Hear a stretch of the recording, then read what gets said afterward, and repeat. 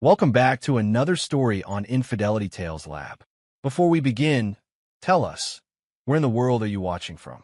Now, let's dive into today's story. Chapter 1. Perfect Lives.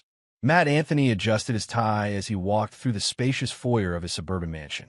At 38, he was the picture of success, a cybersecurity consultant who'd built his company from the ground up, now worth 8 figures. His penetrating green eyes and methodical mind had made him one of the most sought-after experts in corporate digital security. "Dad, when are they starting the kitchen?" 12-year-old Oliver called from the living room, not looking up from his video game. "Steve and his crew should be here any minute," Matt replied, checking his watch. The kitchen renovation had been Lindsay's idea, their final home improvement project, she'd said. After 15 years of marriage, she claimed she wanted to create new memories in their dream kitchen. Lindsay Anthony descended the stairs, her blonde hair perfectly styled despite the early hour. At 35, she still turned heads wherever she went. She worked as a real estate agent for high-end properties, a job that kept her busy with clients at all hours. Her blue eyes sparkled with an excitement that Matt had come to associate with her renovation projects. "I can't wait to see the new design come to life," she said, kissing Matt's cheek. "Brian from the design firm will be stopping by later to check on the progress." Matt nodded absently. Brian English had been Lindsay's business partner for the past 3 years, handling the staging and interior design aspects of her luxury property sales. The man rubbed Matt the wrong way. Too smooth, too eager to please Lindsay, but he couldn't deny Brian's success in the business. "Anna, breakfast." Lindsay called upstairs to their 10-year-old daughter. The sound of heavy trucks pulling into their driveway interrupted the morning routine. Through the window, Matt saw Steve Black's construction crew unloading equipment. Steve was a third-generation contractor, known throughout the county for his craftsmanship and discretion. Matt had chosen him specifically because Steve's family had worked on some of the oldest homes in the area, including several properties with interesting histories. Steve Black was a mountain of a man with calloused hands and sharp eyes that missed nothing. His grandfather had built half the town, and Steve had inherited both the family business and an uncanny ability to read the bones of old houses. At 52, he'd seen everything from hidden safes to Prohibition-era tunnels. "Morning, Matt," Steve said as he approached the front door. "Ready to tear into that kitchen?" "All yours," Matt replied. "Lindsay's got the plans if you need them." As the crew began setting up, Matt gathered his laptop and briefcase. He had a big client presentation that afternoon, a Fortune 500 company that had suffered a major data breach. These were the cases that had built his reputation, finding the unfindable, exposing the hidden vulnerabilities that others missed. "I'll be back around 6, Matt told Lindsay. "Try not to let them destroy the whole house." Lindsay laughed, the sound light and carefree. "It's going to be perfect. You'll see." Matt drove to his office, a sleek building downtown that housed Anthony's cybersecurity solutions. His team of 20 specialists handled everything from corporate espionage to identity theft cases. What most people didn't know was that Matt's real expertise lay in digital forensics, tracking down evidence that people thought they'd hidden forever. The morning flew by as Matt prepared for his presentation. Between meetings, he found himself thinking about the renovation. Something about Lindsay's enthusiasm felt forced, almost manic. She'd been different lately, more secretive about her phone calls, staying out later with clients, and pushing hard for this particular renovation project. His assistant knocked on his door. "Matt, your wife called. She said there's been a change of plans with the renovation, but not to worry about it." Matt frowned. "What kind of change?" "She didn't say. Just that she'd explain when you got home." The presentation went flawlessly, as usual. Matt's client was impressed by his thorough analysis of their security vulnerabilities. But throughout the afternoon, he couldn't shake the feeling that something was off. His instincts had served him well in both business and life. They were telling him to pay attention now. As he drove home that evening, Matt noticed Brian English's silver BMW parked in his driveway. The man was there more often lately, always with some excuse about staging or design consultations. Matt made a mental note to ask Lindsay about it. The house was unusually quiet when he entered. Usually, The sounds of construction would echo through the walls, but today there was only silence. Matt set down his briefcase and called out, "Lindsay? Kids?" "We're in the backyard," came Lindsay's voice, slightly strained. Matt walked through the house toward the back door, noting the plastic sheeting that now covered the kitchen entrance. Steve's tools were scattered around, but there was no sign of the contractor himself. In the backyard, he found Lindsay, Brian, and both children sitting at the patio table. Oliver and Anna looked confused, while Lindsay appeared nervous. Brian wore his usual confident smile, but there was something different in his eyes, something calculating. "Where's Steve?" Matt asked. "He had to leave early," Lindsay said quickly. "Family emergency. He'll be back tomorrow to finish up." Matt studied her face. In 15 years of marriage, he'd learned to read Lindsay's tells. The slight twitch at the corner of her mouth, the way she avoided direct eye contact, she was lying. "Dad," the contractor man looked really scared, Anna said innocently. "He was talking to Mr. English about something in the wall." Brian's smile faltered for just a moment. "Just some old wiring issues. Nothing to worry about." Matt felt a chill run down his spine. His cybersecurity training had taught him to trust his instincts, and right now, every instinct was screaming that something was very wrong in his own home. As the family headed inside for dinner, Matt made a decision. Tonight, he would start digging into his own life with the same thoroughness he applied to his clients' cases. Whatever Lindsay and Brian were hiding, he was going to find it. Chapter 2. The Discovery. Matt barely slept that night. Every creak of the house made him alert. Every shadow seemed to hold secrets. He rose before dawn and checked on the children, both sleeping peacefully in their rooms. Lindsay lay beside him, seemingly undisturbed, but Matt noticed her phone face down on the nightstand, which was unusual. At 6 a.m., he heard vehicles in the driveway. Through the bedroom window, he saw Steve Black's truck, but the contractor wasn't unloading equipment. Instead, Steve sat in his cab, engine running, staring at the house with an expression Matt had never seen before: fear. Matt dressed quietly and slipped outside through the front door. Steve noticed him approaching and rolled down his window, his weathered face pale despite the morning sun. "Steve? Everything all right?" The contractor looked around nervously. "Mr. Anthony, I need to talk to you." "Not here.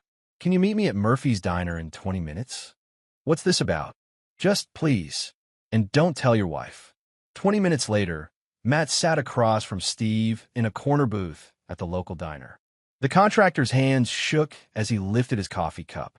"I've been building and renovating houses for 30 years, Steve began. "My grandfather told me stories about the old days, about houses with secrets, but I never thought." He trailed off, staring into his cup. "Steve, what did you find in my wall?" The contractor reached into his jacket and pulled out his phone. With trembling fingers, he showed Matt a photo. The image was dark and grainy, taken with the phone's flashlight, but clear enough to make Matt's blood run cold. Behind the kitchen wall, in a hidden cavity, were stacks of plastic-wrapped packages. But it wasn't drugs or money. It was photographs. Hundreds of them, scattered and bundled. Even in the poor lighting, Matt could make out faces. Young faces. Children's faces. "There's more," Steve whispered. "Documents. Names. Addresses." And he swiped to another photo. This. The second image showed a small digital storage device and what appeared to be a list of locations. At the top of the list, in Lindsay's handwriting, were the words "acquisition schedule." Matt felt sick. How long has this been there? The cavity was sealed recently. Maybe 6 months, based on the drywall compound. But Mr. Anthony. Steve leaned forward. "Yesterday evening, after I found this, your wife's business partner showed up. He knew exactly where to look. He wasn't surprised. Brian English. He offered me $50,000 to forget what I saw.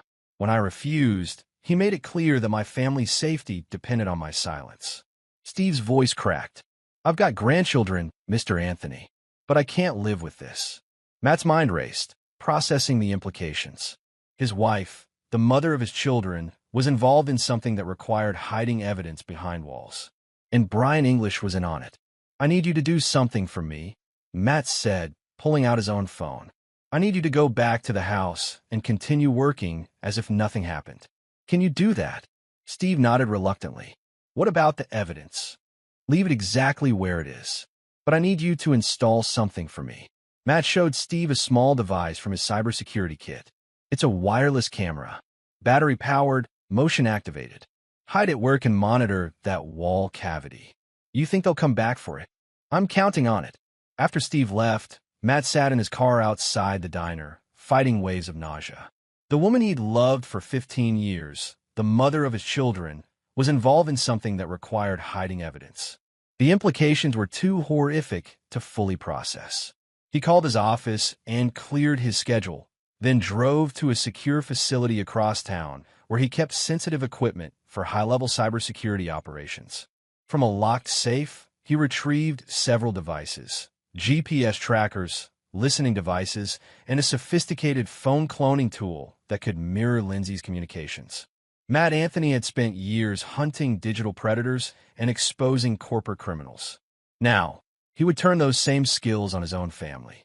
Returning home, he found Lindsay in the living room, talking quietly on her phone. She ended the call quickly when she saw him. "You're home early," she said, her smile not quite reaching her eyes. "Wanted to check on the renovation progress." In the kitchen, Steve was working normally, installing new cabinets with professional efficiency. He caught Matt's eye briefly and gave an almost imperceptible nod. The camera was in place. "Brian stopped by again this morning," Lindsay said casually. "He wanted to review the staging timeline for the Pemberton property." Matt knew the Pemberton property, a massive estate Lindsay had been trying to sell for months. A lot of coordination for one listing. It's a complicated sale. International buyers, multiple inspections. You know how it is. Matt didn't know how it was. He'd investigated enough money laundering operations to recognize the language. International buyers, multiple inspections, complicated sales, all phrases that could cover a multitude of illegal activities. That afternoon, while Lindsay took the children to soccer practice, Matt began his investigation in earnest. Using techniques he'd perfected in corporate espionage cases, he deployed GPS trackers on both Lindsay's car and Brian's BMW. He installed keystroke loggers on Lindsay's laptop and cloned her phone to mirror all calls and texts to a secure device. By evening, he had established a complete surveillance network around his own family. The irony wasn't lost on him. He'd spent his career protecting people from exactly this kind of invasion of privacy. But as he tucked Oliver and Anna into bed that night, listening to their innocent chatter about school and friends, Matt knew he had to see this through. Whatever Lindsay and Brian were involved in, whatever those photographs and documents represented, his children's safety depended on uncovering the truth. Later that night, as Lindsay slept beside him, Matt's cloned phone buzzed with an encrypted message. "Package confirmed for tomorrow night. Same location. Everything must be ready." The response came from Lindsay's phone. "B has handled the contractor problem. We're clear to proceed." Matt stared at the messages, his heart pounding. Tomorrow night, whatever operation they were running would continue, and he would be ready for them. Chapter 3. Unraveling Truth.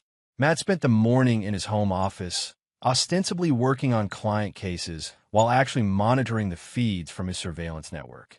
The wireless camera Steve had hidden near the wall cavity showed no activity, but the GPS trackers told a different story.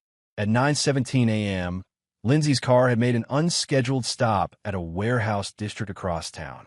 She'd stayed there for exactly 37 minutes before proceeding to her real estate office. Brian's BMW had been at the same location, arriving 20 minutes before Lindsay and leaving 5 minutes after her. Matt pulled up property records for the warehouse. The building was owned by a shell company called Meridian Holdings, registered in Delaware with minimal public information. Using his cybersecurity tools, he dug deeper into the company's digital footprint. What he found made his stomach turn.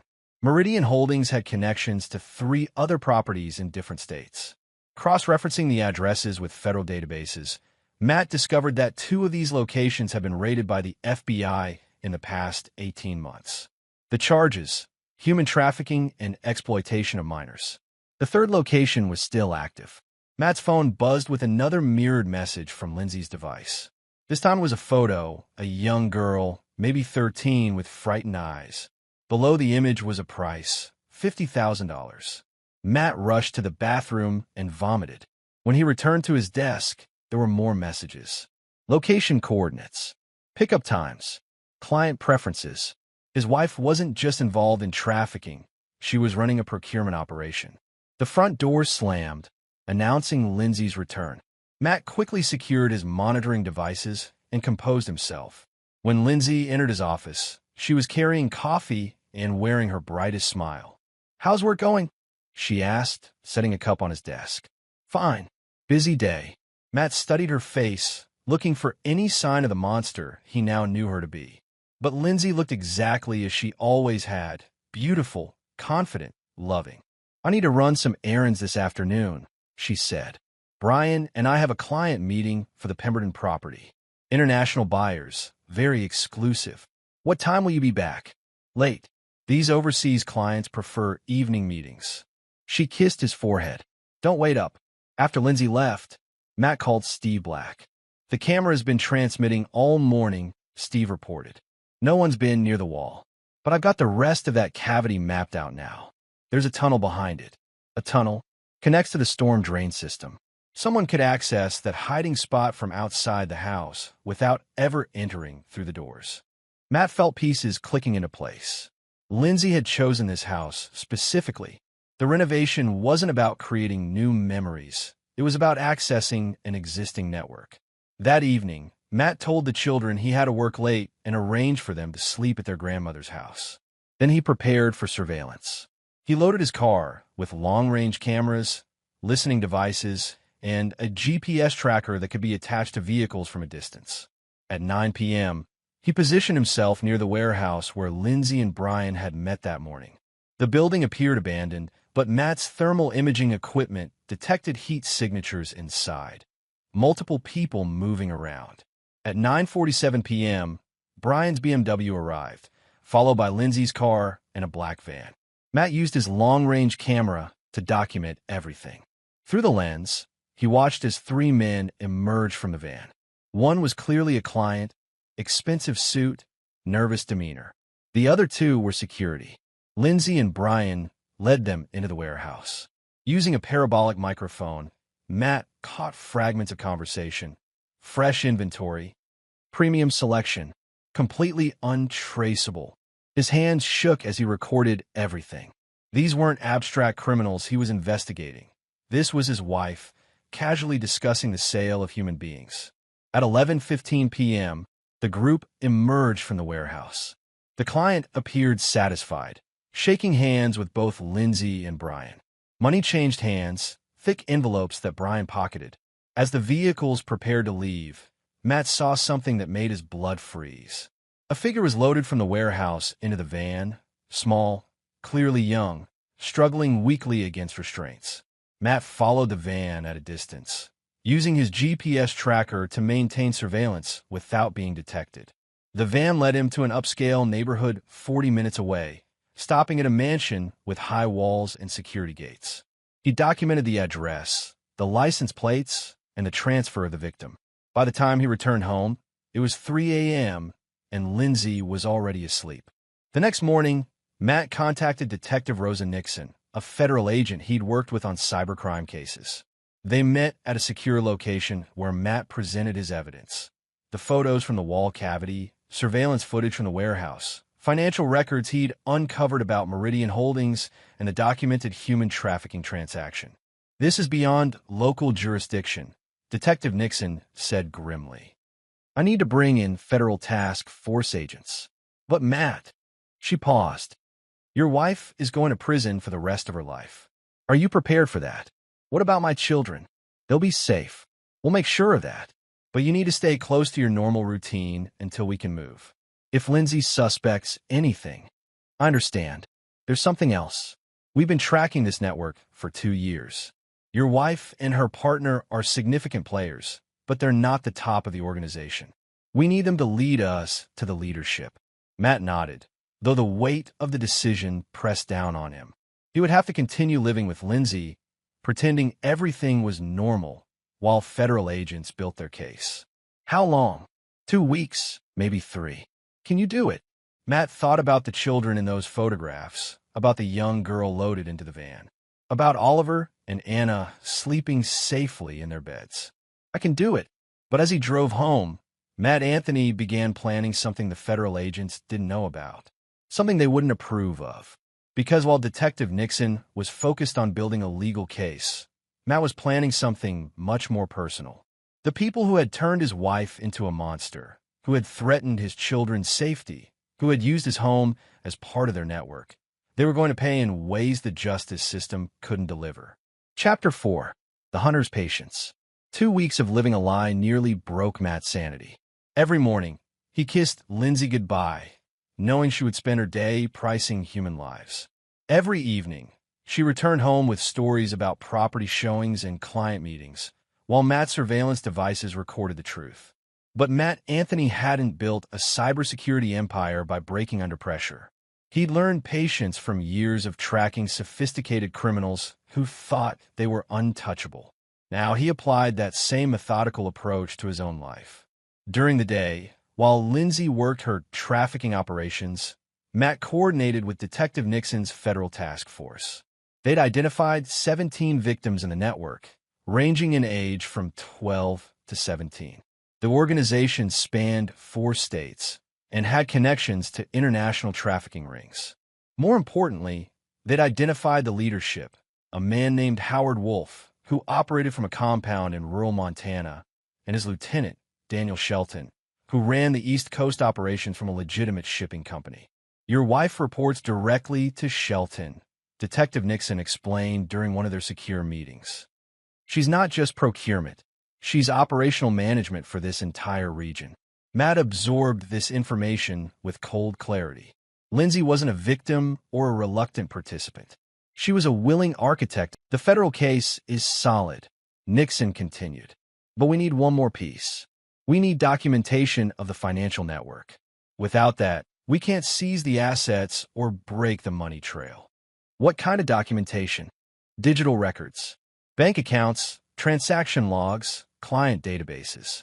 The kind of thing your wife would have access to. Matt smiled grimly. Leave that to me.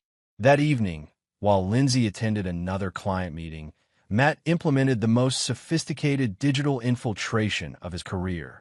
Using techniques he developed for corporate espionage, he accessed Lindsay's encrypted files, her hidden email accounts, and her secure cloud storage. What he found exceeded even the federal agents' expectations. Lindsay maintained detailed records of every transaction, every victim, every client. She documented the network's entire operation with the same meticulous attention to detail she'd once applied to real estate transactions. Client preferences, delivery schedules, financial transfers, everything was recorded. But Matt also found something else, a file labeled insurance. Opening it, he discovered that Lindsay had been documenting her own operations as protection against her partners. She'd recorded conversations with Howard Wolf and Daniel Shelton, photographed money transfers, and maintained detailed logs of every illegal activity she participated in. Lindsay had been planning to betray the network all along. The next morning, Matt called Detective Nixon with an encrypted phone. I have everything you need. Financial records, client databases, operational documentation. The entire network. How comprehensive? Comprehensive enough to shut down operations in 4 states and put 23 people in prison for life. Matt, this is incredible work, but we still need to coordinate the arrests carefully. If we move too soon, I understand, but there's something else. Matt's voice grew cold. I've found evidence that they're planning to relocate the operation. Next week, they're going to disappear. This was a lie, but Matt needed to accelerate the timeline. Because while the federal agents were building their case, Matt was building something else entirely. Over the next 3 days, Matt used his access to Lindsay's network to gather intelligence on every person involved in the operation. He learned their schedules, their security arrangements, their personal weaknesses. He identified the locations where victims were held and the routes used for transportation. Most importantly, he discovered that the network had a fatal vulnerability. Their communication system relied on encrypted messages that were automatically deleted after 48 hours. But Matt's cybersecurity expertise allowed him to intercept and preserve every message. Using this access, Matt began implementing his own plan. On Thursday evening, he sent carefully crafted messages to key members of the network, using Lindsay's credentials. Each message contained just enough information to create suspicion and paranoia. He made it appear that different members were planning to cooperate with federal investigators. By Friday morning, the network was in chaos. Howard Wolf was demanding an emergency meeting. Daniel Shelton was questioning everyone's loyalty. Lower-level operators were looking for exits, and Lindsay was panicking. "Something's wrong," she told Brian during a phone call that Matt intercepted.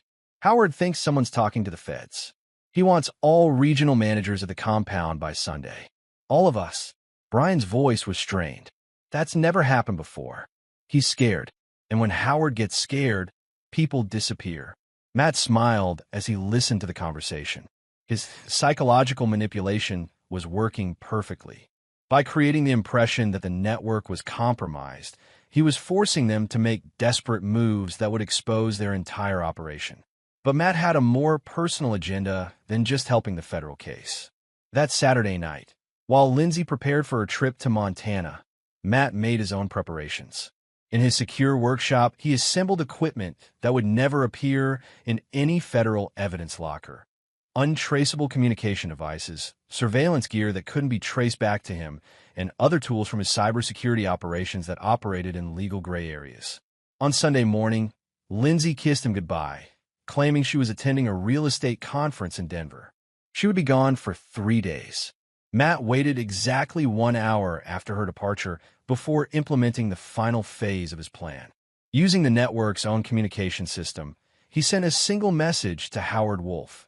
Using Daniel Shelton's credentials, federal investigation confirmed. Full network compromised. Initiating emergency protocols. Then he sent a message to Daniel Shelton. Using Howard Wolf's credentials, security breach traced to East Coast operations. Contain immediately. And finally, he sent a message to both men, using Lindsay's credentials. Evidence suggests inside betrayal.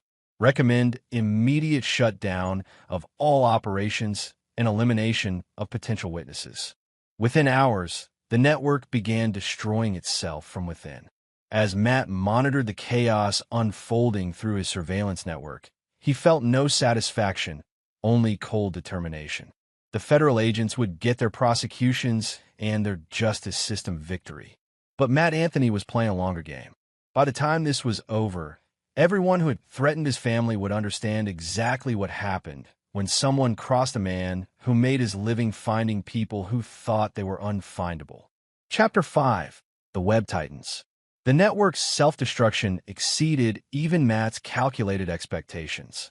By Monday evening, intercepted communications revealed that Howard Wolf had ordered the elimination of 3 regional managers, convinced they were federal informants.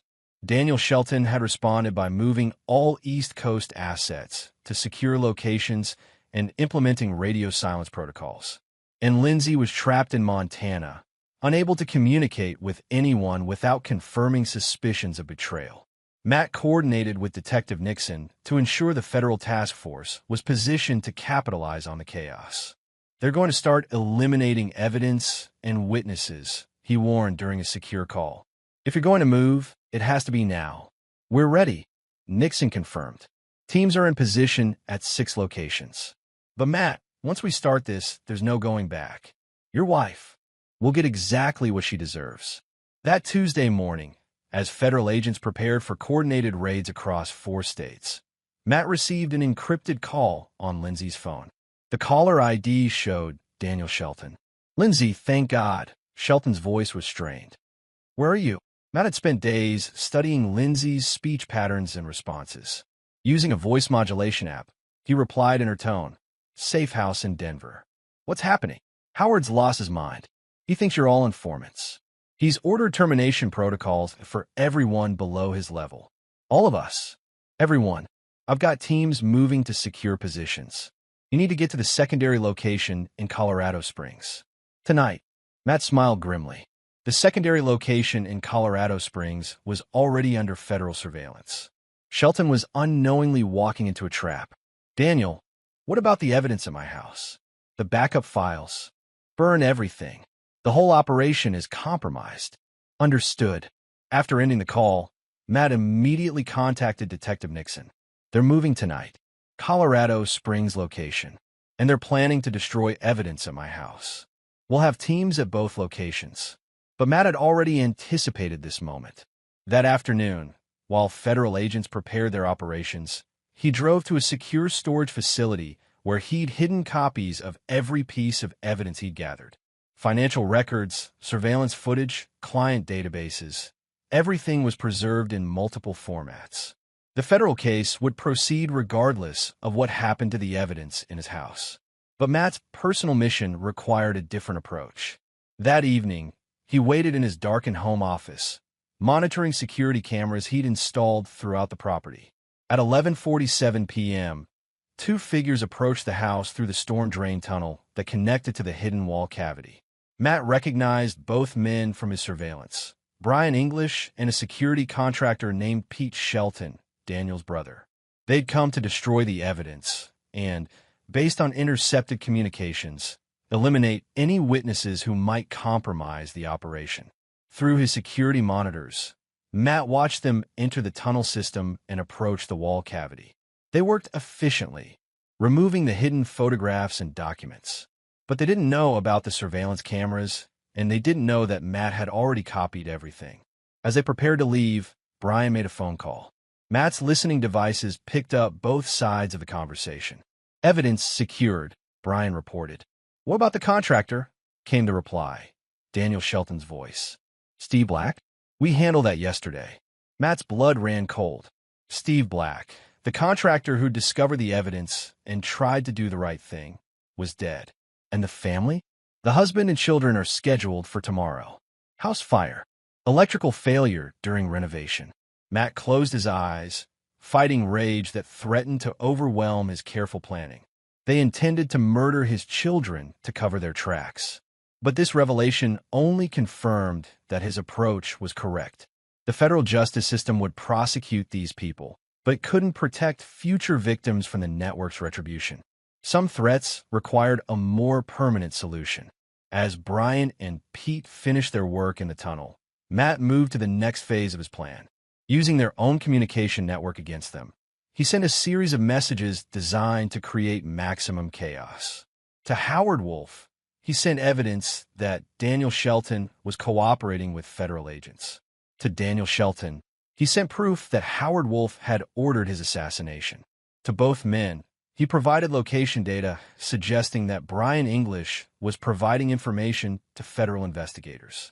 By midnight, the entire network was in open warfare against itself. Federal raids began at 3 a.m. across 4 states. Detective Nixon's teams arrested 17 people in coordinated operations, seizing financial assets, computer systems, and rescuing 9 victims who were in immediate danger. But the leadership, Howard Wolf, Daniel Shelton, and several key operators, had already disappeared into secure locations, alerted by the network's paranoid communication patterns. Lindsay, trapped in Montana with limited communication access, became a federal fugitive when agents raided her hotel room and found only surveillance equipment indicating she'd been monitoring federal law enforcement frequencies. By dawn, the trafficking network had been shattered, but its most dangerous members remained free. And Matt Anthony was just getting started. On Wednesday morning, he received a call from an unknown number. The voice was mechanically altered, but the message was clear. Mr. Anthony, you've caused considerable disruption to our operations. We'd like to discuss terms for resolution. Who is this? Someone with significant resources and a strong interest in protecting our mutual interests. We have something you want, and you have something we need. I'm listening. Your wife is alive and in our custody. Your children's safety can be guaranteed. In exchange, you'll provide us with the locations of all evidence you've gathered, and you'll cease any cooperation with federal authorities. Matt felt ice in his veins. Prove she's alive. Check your email. The photo showed Lindsay, bound and blindfolded, holding a newspaper with yesterday's date. She appeared unharmed, but terrified. "You have 24 hours to consider our offer," the voice continued. "Instructions will follow." After the call ended, Matt sat in his office, staring at the photo. The network's leadership had survived the federal raids and was now using Lindsay as leverage to protect themselves. They'd made a fatal miscalculation. They thought they were dealing with a desperate husband who would sacrifice everything to save his wife. They didn't understand that Matt Anthony had already calculated the cost of Lindsay's choices and found her life less valuable than the lives of the children she'd helped traffic. But they'd also given him exactly what he needed, a way to locate the network's leadership and finish what the federal agents couldn't complete. Matt opened his secure communication system and began the final phase of his plan. By the time this was over, the trafficking network would be permanently destroyed, and everyone who'd threatened his children would be dead. The federal justice system would handle the prosecutions. Matt Anthony would handle the rest. Chapter 6. Setting the Trap. Matt had 24 hours to craft the perfect response to the network's ultimatum. He spent the first 12 hours analyzing every piece of intelligence he'd gathered, mapping the relationships between surviving network members and identifying their psychological pressure points. Howard Wolf operated from a compound in rural Montana, but Matt's digital forensics had revealed that Wolf had a weakness: a daughter attending college in California under an assumed identity. Daniel Shelton, despite his criminal enterprises, maintained legitimate shipping operations that required regulatory compliance and public visibility. Both men thought they were untouchable in their secure locations. Matt was about to prove them wrong. On Thursday morning, he called Detective Nixon with a proposal that made her deeply uncomfortable. "You want us to let you negotiate with terrorists," she said. "I want you to let me deliver them to you," Matt corrected. "The federal case is solid, but you've only arrested the operational level. The leadership is still out there, and they'll rebuild within 6 months. What are you proposing?" "I go in as a negotiator. They want their evidence back and my silence. I give them a location for a trade, Lindsay for the files. But the location is your kill box. Matt, that's using your wife as bait. My wife helped traffic children. She's already dead to me. The question is whether we use her death to stop this permanently or let the network regroup and continue destroying lives." Nixon was quiet for a long moment. "What you're suggesting is the only way to finish this. These people murdered Steve Black and planned to kill my children. The federal court system will give them 25 to life. I'm offering you a chance to make sure they never hurt anyone again. I can't officially approve this. Then officially, you don't know about it." That afternoon, Matt responded to the network's demands with a carefully crafted proposal. He would provide the location of all evidence in exchange for Lindsay's safe return. The exchange would take place at an abandoned mining facility in Nevada, neutral territory that both sides could approach with security. What Matt didn't tell them was that the mining facility was owned by one of his cybersecurity clients, and he'd spent the past week installing comprehensive surveillance and defensive systems throughout the complex. The network's response came quickly. They would bring Lindsay to the facility at midnight Friday. Matt would arrive alone with the evidence. Any sign of federal presence would result in Lindsay's immediate execution. Matt agreed to their terms, then spent Thursday evening making preparations that would have horrified the federal agents if they'd known about them. In his secure workshop, Matt assembled equipment that fell well outside the boundaries of legal surveillance. Explosive devices designed to look like standard electronics, weapons systems that could be remotely activated, and communication jammers that would prevent anyone from calling for help. Most importantly, he prepared a final surprise for the network's leadership. A piece of malware he developed for high-level corporate espionage that could take control of any electronic device within range and turn it into a surveillance tool or weapon. On Friday morning, Matt received confirmation that Howard Wolf himself would be present at the exchange, along with Daniel Shelton and a security team of 8 men. They were bringing enough firepower to wage a small war, convinced that overwhelming force would guarantee their safety. Matt smiled as he read their operational plan, intercepted through their encrypted communications. They planned to kill him immediately after confirming the evidence location, then disappear with Lindsay as insurance against future federal investigations. They had no idea that Matt Anthony had spent 15 years learning how to turn other people's certainties against them. At 6 p.m., Matt called his children, who were staying with Lindsay's sister in California. Oliver and Anna were safe, thousands of miles from the coming confrontation, believing their parents were handling business problems. "When will Mom be home?" Anna asked. "Soon, sweetheart. Everything will be back to normal very soon." It wasn't a lie. After tonight, everything would be normal for his children. They would grieve for their mother, but they would be safe. The network that had threatened their lives would be gone forever.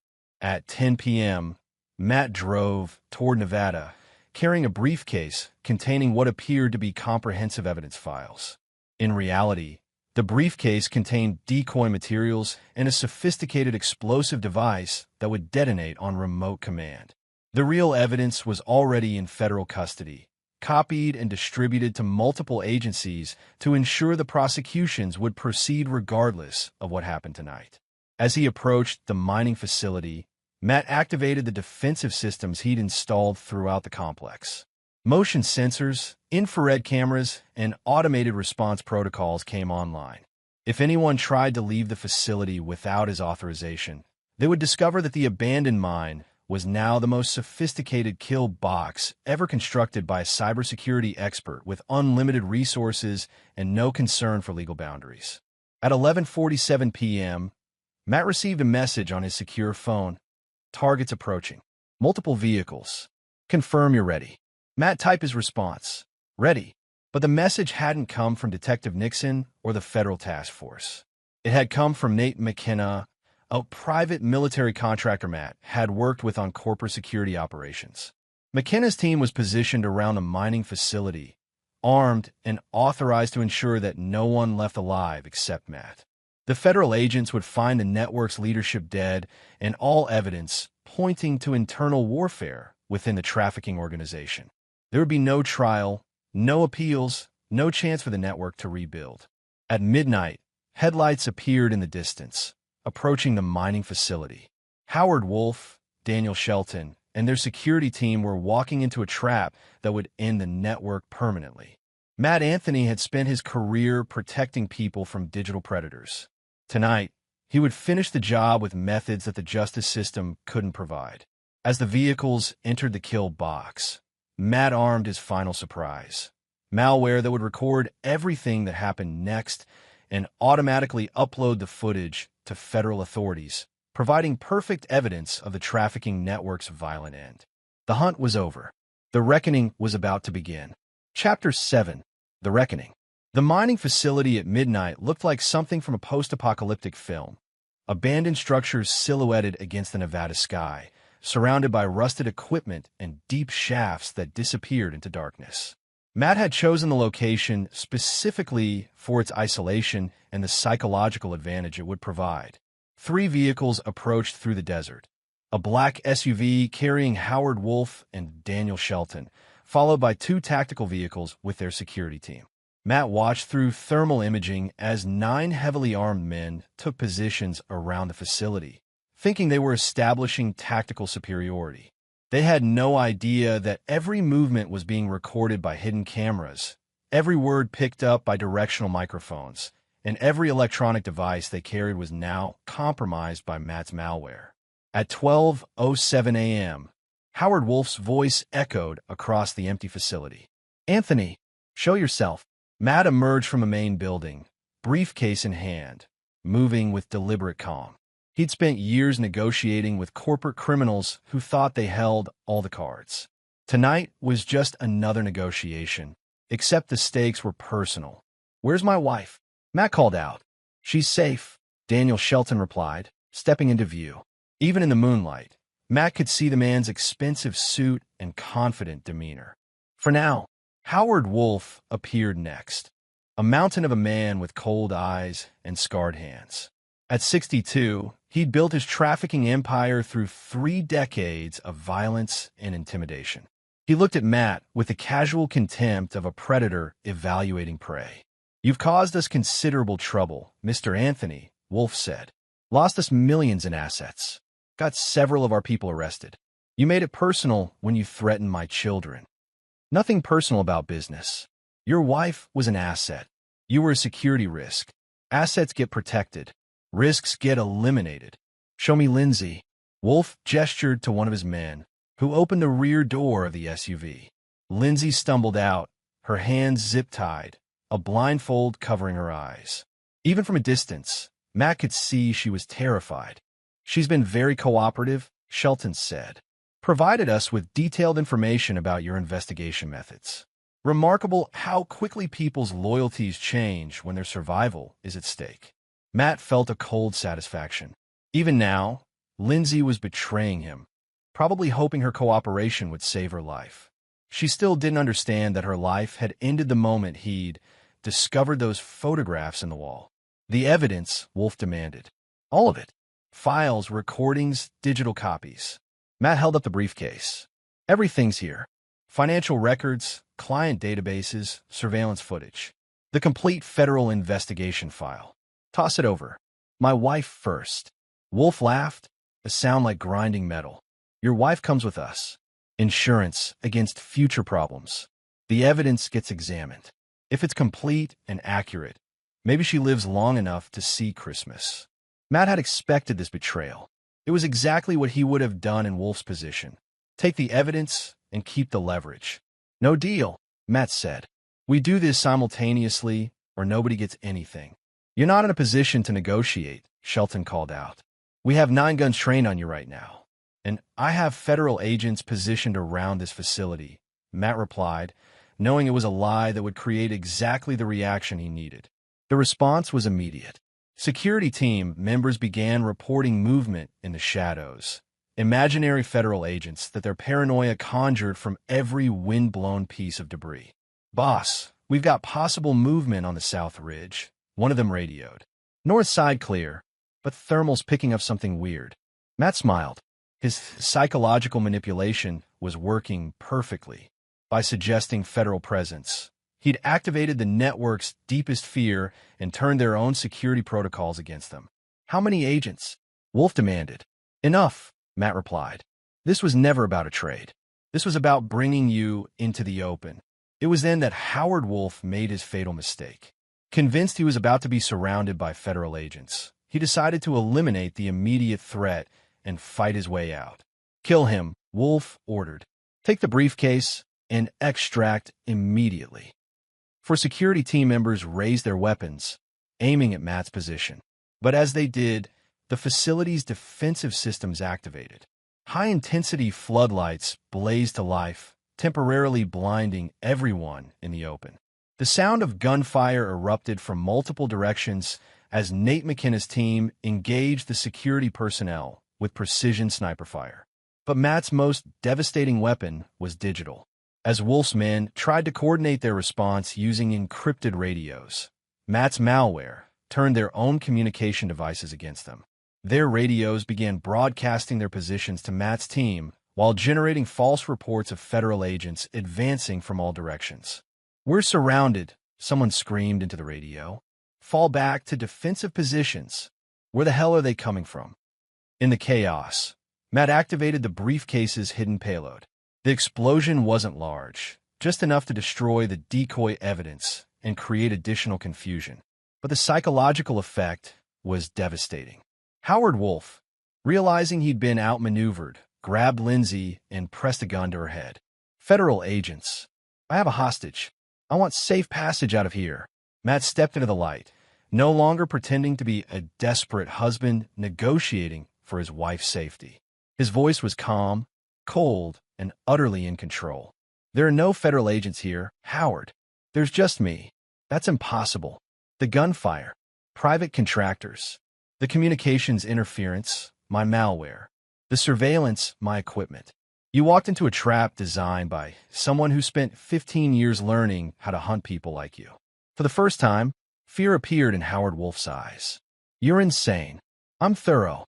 Lindsay, would you like to tell Howard about the evidence I've already provided to federal prosecutors? About the recordings I made of your conversations with Daniel? About the financial records that trace every transaction in your network? Lindsay's blindfolded face turned toward Matt's voice. Matt, please. Shut up. His voice cut through her pleading like a blade. You made your choice when you decided to traffic children, when you planned to murder our family to protect your operation, when you helped create a network that destroyed innocent lives for profit. Daniel Shelton, crouched behind the SUV, tried to organize a fighting retreat. But McKenna's team had positioned themselves with military precision. Every escape route was covered. "This is over," Matt announced. "Your network is finished. Your assets are seized. Your people are arrested. And now, you're all going to pay for what you've done." Howard Wolf pressed the gun harder against Lindsay's temple. "I'll kill her." "No," Matt said quietly. "You won't." He pressed a button on his phone, activating the final component of his trap. The abandoned mining equipment around the facility suddenly roared to life. Massive conveyors and crushing machines that hadn't operated in decades, now controlled by Matt's integrated systems. The sound was deafening, disorienting, and terrifying. But more importantly, it masked the movement of McKenna's team as they closed in for the final assault. What happened next took less than 60 seconds, but it ended a trafficking network that had operated with impunity for over a decade. When the gunfire stopped and the machinery fell silent, only Matt Anthony was left standing in the Nevada desert, surrounded by the bodies of people who had thought themselves untouchable. Lindsay lay motionless near the SUV, a victim of the violence she'd helped create. Daniel Shelton had died trying to reach his communication equipment. Howard Wolf's body was sprawled near the mining shaft where he'd made his final stand. Matt felt no satisfaction, no triumph. Only the cold certainty that his children were now safe from people who would have destroyed them without hesitation. As sirens approached in the distance, federal agents responding to automatically transmitted distress signals, Matt uploaded the final evidence package to secure servers around the world. Every client, every transaction, every detail of the trafficking network was now in the hands of law enforcement agencies across 3 countries. The federal case would proceed with or without the surviving defendants. The network was permanently destroyed, and the children who might have become future victims would never know how close they'd come to horror. Matt Anthony had spent his career protecting people from digital predators. Tonight, he completed that mission using methods that would never appear in any official report. Chapter 8, Aftermath. The federal crime scene team arrived at the mining facility at 3:17 a.m., expecting to process a hostage exchange gone wrong. What they found was something much more complex: the systematic elimination of a trafficking network's entire leadership structure, with evidence so comprehensive that it would reshape international law enforcement efforts. Detective Rosa Nixon was among the first investigators on scene. She found Matt Anthony sitting calmly in his car, hands visible on the steering wheel, waiting to be processed. His clothing was clean, his demeanor composed, and his story was simple.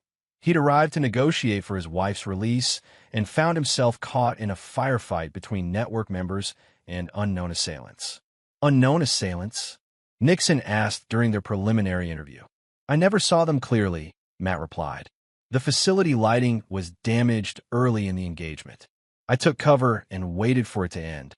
Ballistics evidence supported his account. Every fatal shot had been fired from sniper positions hundreds of yards away, using military-grade weapons that weren't registered to Matt or anyone in his immediate circle. The shooters had policed their brass and left no useful forensic evidence. The facility's security cameras had malfunctioned during the critical time frame, a convenient electrical failure that destroyed the digital storage systems just as the shooting began. "Mr. Anthony," Nixon said carefully, "you understand that multiple federal agencies are going to want to interview you about tonight's events." "Of course. I want to cooperate fully with any investigation. And you understand that the deaths of 9 people, including your wife, are going to generate significant scrutiny." Matt met her eyes with the steady gaze of a man who'd calculated every possible outcome months in advance. "Detective, my wife was a willing participant in a trafficking network that destroyed children's lives. The people who died tonight were responsible for horrors that will take years to fully document. If someone took the law into their own hands to stop them—" He paused. "That person probably saved more lives than we'll ever know." By dawn, the scope of the evidence began to emerge. Federal analysts worked through the night processing the data Matt had provided, uncovering a trafficking network that spanned 4 countries and involved over 60 individuals in operational roles. The financial records alone revealed assets worth over $40 million, all of which could now be seized and used for victim compensation. The client databases contained names that would shock the public: politicians, business leaders, and public figures who had paid premium prices for access to trafficked children. More importantly, the network's communication logs provided intelligence that led to the rescue of 17 additional victims and the arrest of 12 network members who hadn't been present at the mining facility. By 10 a.m., Matt was released pending further investigation. Federal agencies had found no evidence connecting him to the deaths at the mining facility, and his cooperation in exposing the trafficking network made him a valuable witness rather than a suspect. He drove home to his empty house, where crime scene tape still marked the areas where evidence had been hidden. The kitchen renovation would never be completed. The house would be sold as part of the federal asset seizure, with proceeds going to victim compensation funds. At noon, Matt's phone rang. The caller ID showed Oliver's number. "Dad, we saw the news. Is Mom really?" Oliver's voice cracked. "Yes, son. She's gone." The news said she was involved with bad people. Matt closed his eyes, choosing his words carefully. "Your mother made some very poor choices, but that doesn't change the fact that she loved you and Anna very much. It was a lie, but one that his children needed to hear. They would learn the truth gradually, as they became old enough to understand the complexity of adult evil.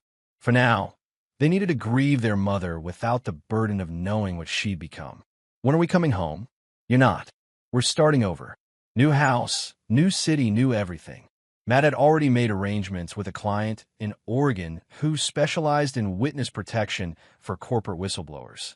Within a week, he and the children would disappear into new identities, protected by the same systems he developed to hide executives from corporate retaliation.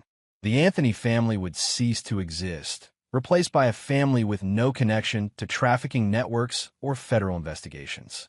That afternoon, Matt met with Detective Nixon for a final debriefing. They sat in a secure conference room while federal prosecutors and analysts presented their findings.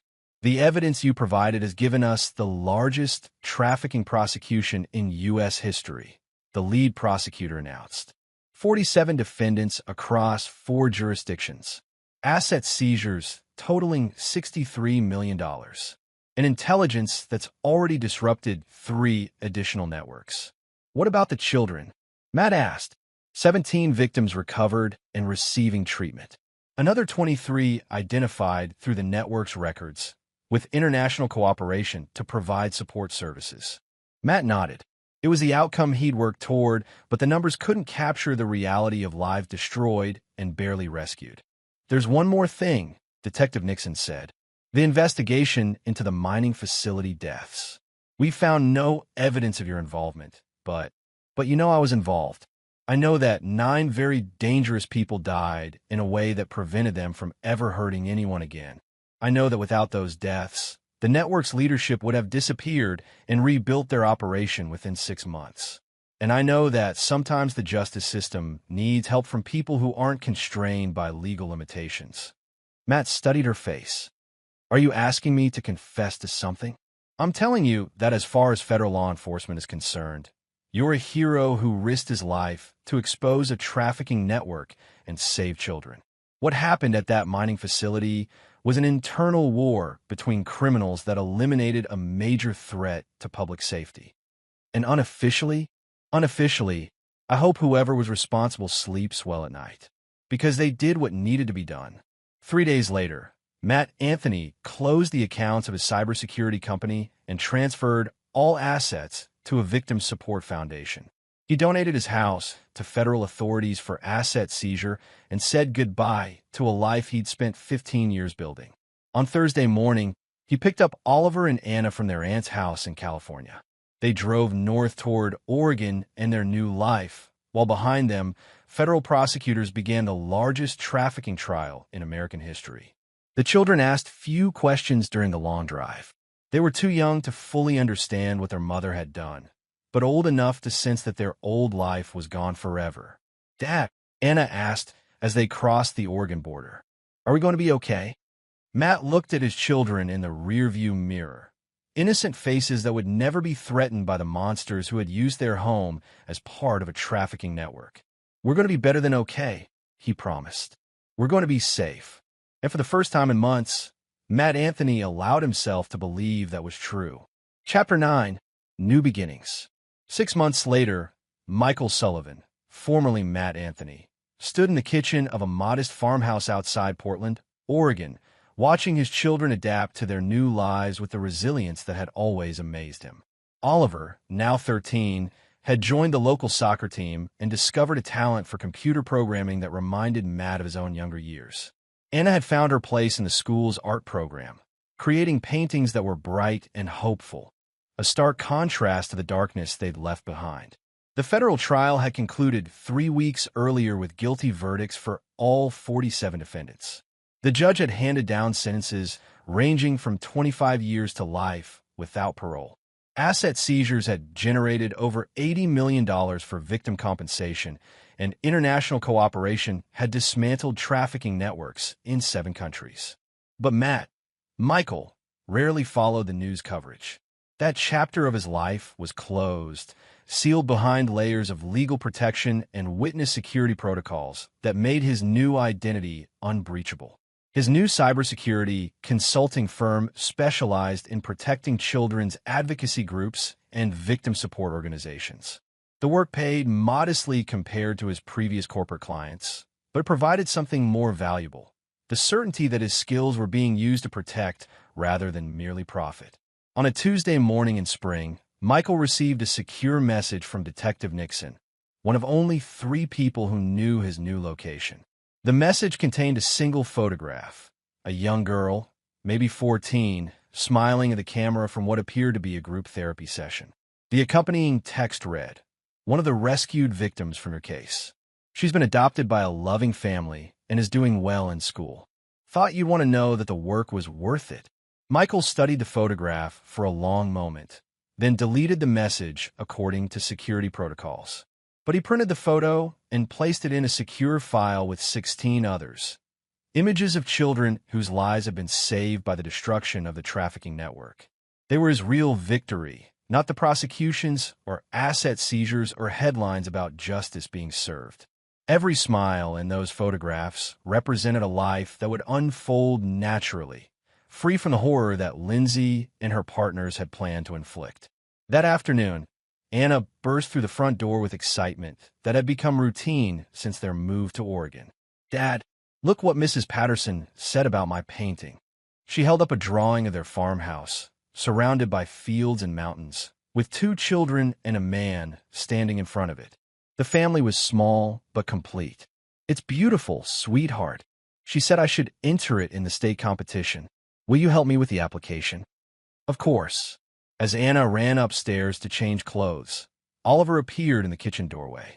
At 13, he was beginning to ask more sophisticated questions about their relocation and their mother's death. "Dad, I've been thinking about what happened to Mom." Michael set down his coffee and gave his son his full attention. "What about it?" "The news said she was involved with people who hurt kids. But she never hurt us." "No, she didn't." "Do you think she was trying to protect us from those people? Like, maybe she was involved because she didn't have a choice." Michael considered his response carefully. Oliver needed to process their mother's choices in a way that wouldn't destroy his ability to trust other people.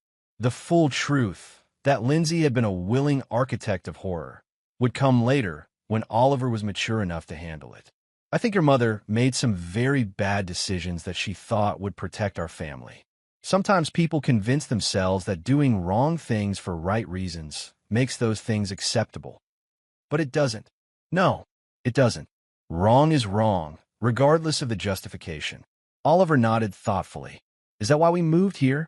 To get away from all that wrongness. We moved here to start fresh, to build a life based on doing the right things for the right reasons." That evening, after the children were asleep, Michael sat on his front porch, looking out over farmland that stretched to the horizon. The stars were brighter here than they'd been in the suburbs, and the silence was complete except for natural sounds. His secure phone buzzed with an encrypted message from an unknown sender. For a moment, Michael tensed. The message could represent a new threat, someone from the old network seeking revenge. But when he opened it, he found something unexpected. "Mr. Sullivan, my name is Gene Potts. I represent a group of parents whose children were rescued from trafficking operations last year. We would like to express our gratitude for the work you did to expose the network. We know you prefer privacy, but we wanted you to know that 17 families sleep better at night because of your courage." Attached to the message were 17 photographs, children in their new lives, safe homes, with families who would protect them. The images showed birthday parties, school graduations, sports teams, art projects, all the normal childhood experiences that would have been stolen from them. Michael looked at each photograph carefully, memorizing faces that represented the true measure of success. Then he deleted the message and added the photos to his secure file.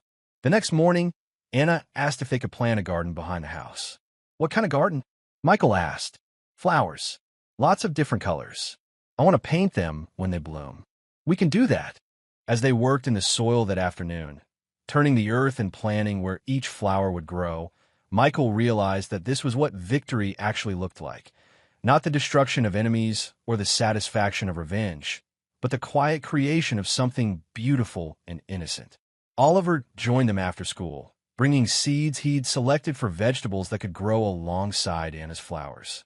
As the three of them worked together in the spring sunshine, Michael understood that they had successfully escaped the darkness that had consumed their old life. The trafficking network was gone forever.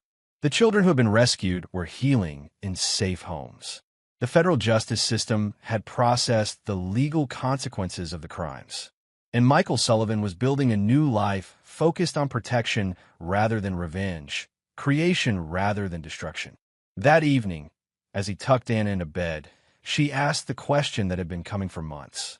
"Dad, do you miss Mom?" Michael considered his answer carefully. "I miss the person I thought she was. I miss the family I thought we had. But I don't miss the person she actually became." "Do you think she loved us?" "I think she loved the idea of us. But love isn't just a feeling, Anna. Love is what you do to protect the people you care about." And your mother's actions showed that she was more concerned with protecting herself than protecting her family. Anna absorbed this with the seriousness that had developed since their move.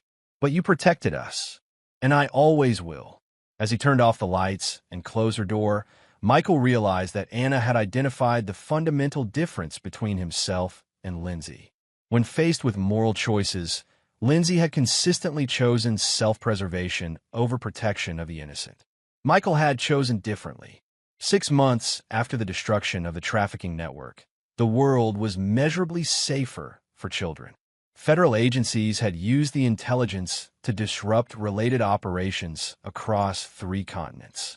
Victim support organizations had received unprecedented funding, and 17 families had been reunited with children they thought they'd lost forever. But for Michael Sullivan, the real victory was much simpler. Oliver and Anna Sullivan were growing up in a safe home, building innocent lives, surrounded by people who would protect them from the monsters that existed in the world. On a clear spring evening in Oregon, as his children slept safely in their beds, Michael Anthony's mission was finally complete. The network was destroyed. The children were safe. Justice had been served. And a new family was growing, something beautiful in the soil where darkness had once taken root. And there you have it. Another story comes to an end. What did you think? I'd love to hear your thoughts in the comments below. If you enjoy this story, consider joining our community by subscribing. It means the world to us. For more stories like this one, check out the recommended videos on screen. And I'll see you there.